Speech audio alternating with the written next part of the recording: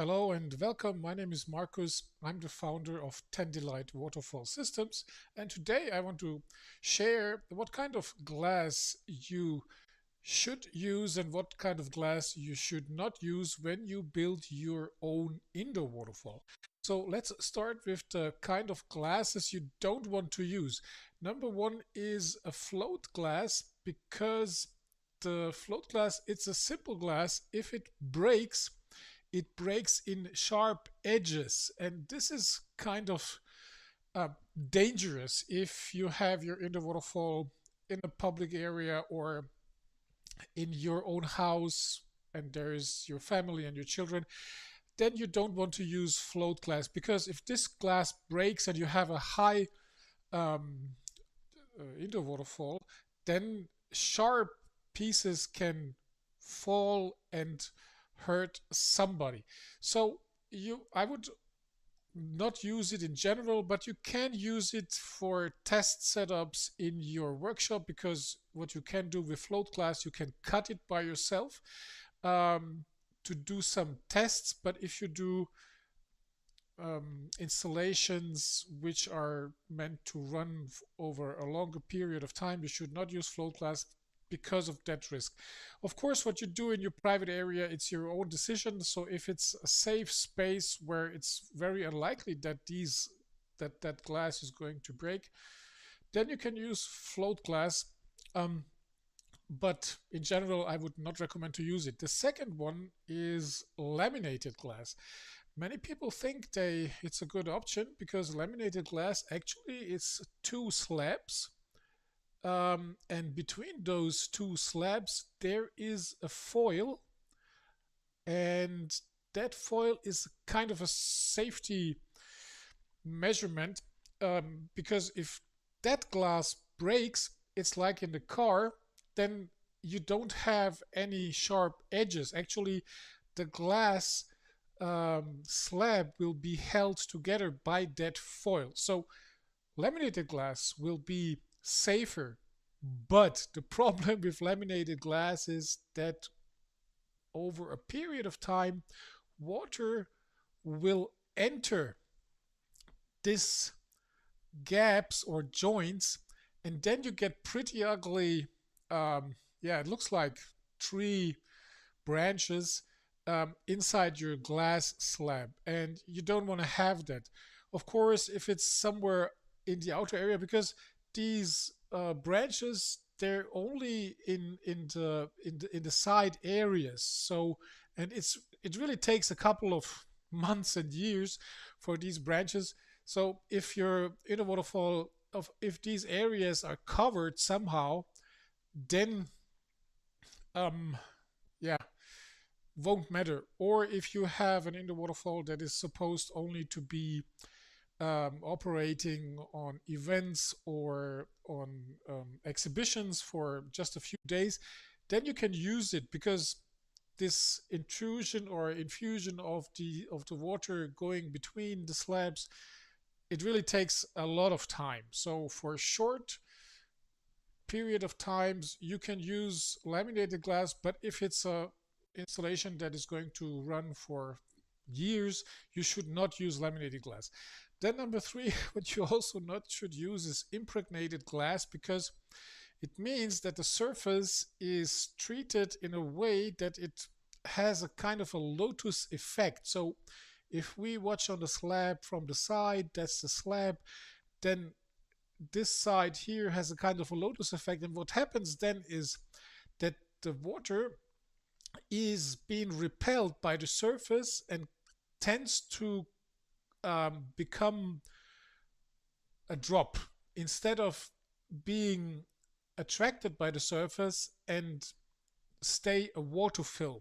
So impregnated glass, it's pretty bad, because some suppliers, they do that by default, or if you tell them, oh, I'm going to build a waterfall, so all they hear sometimes is water, and then they think, okay, it should be like repellent. But you don't want to have that, because this will destroy your water film and you won't be able to create a water film that is slow and relaxing and beautiful.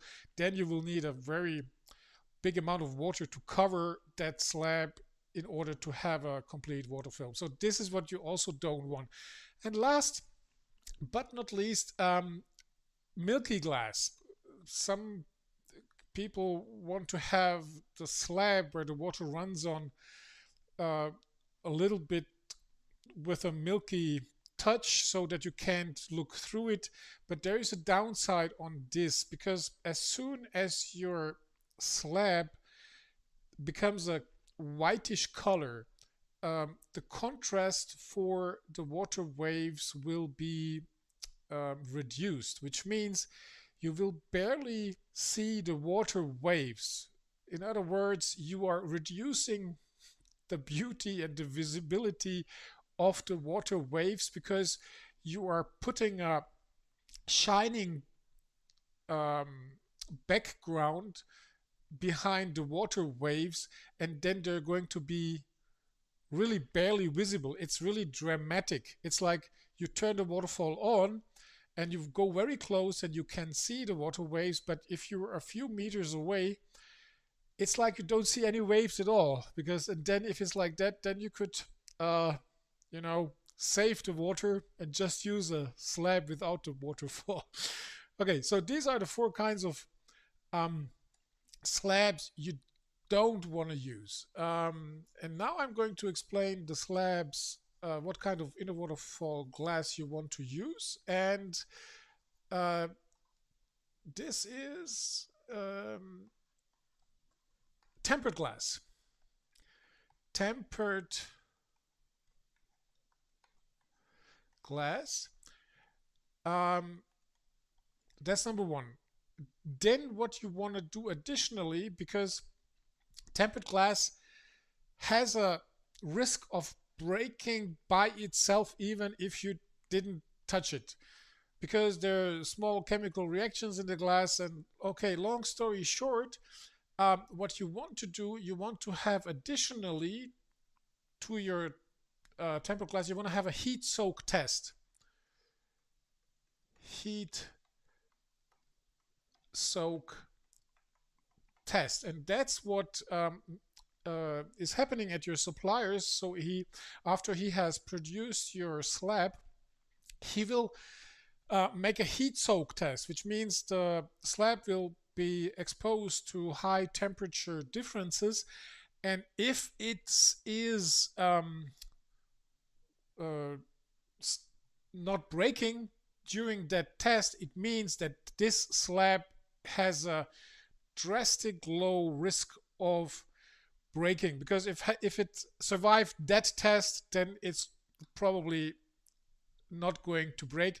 There is still a very small chance that the slab can break, but after it has passed that heat soak test, it is very unlikely that it will break. So this is what you want to use. You want to use tempered glass. You want to have it went to a heat soak test. And then what you also want is your the ledges of your glass slab should be chamfer, should have a chamfer and should be polished. So if this is the side of your slab, you want to have a chamfer here. I hope I spell it right. Chamfer. Chamfer,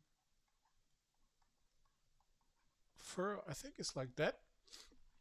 And you want to have these ledges also polished.